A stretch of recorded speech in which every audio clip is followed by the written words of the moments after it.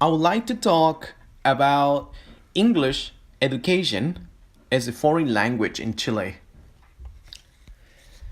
There is a national exam called CIMSE, and that stands for Education Quality Measurement System. It's a national exam that was taken in 2012. The result revealed that only 18% of the students were able to use English at an upper basic or lower intermediate level. Of course, the results were not as everybody expected. So that has been an issue till now. Students can certify their level as upper basic or lower intermediate just by having 70% of success in the exam, which is the minimum requirement. The low result were due to the little exposure to the language. They have no much time to improve and progress their English language in a classroom. Of course, it all depends on the institution. For instance, in the case of private schools, the number of hours are 4 or more per week, which is quite enough to progress in the language.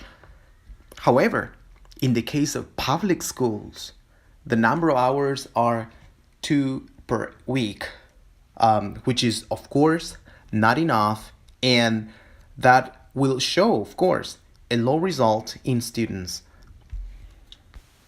The policy of the school I used to work in my home country, and I did my internship there as well, was that teachers needed to cover a certain amount of contents in just a little time. Little time means 2 hours per week, which of course were not enough. The amount of contents were not proportional to the time we had to teach my students. And that was obviously one of the reasons why the objectives become impossible to achieve.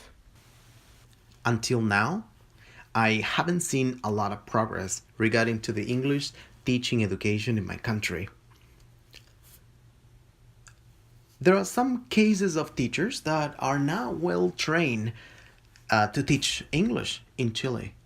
But what the government is doing nowadays is to evaluate them.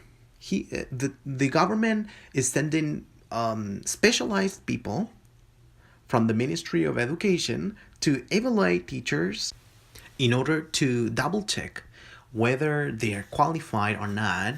And of course, they want to see as well if they are teaching well students, if they prepare the class, and if the objectives of each class is being achieved.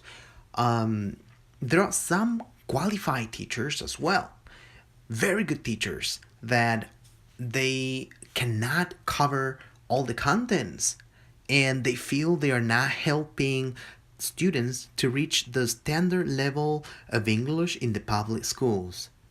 And that has become a big issue because they know they are good teachers and they know they are doing a good job at school.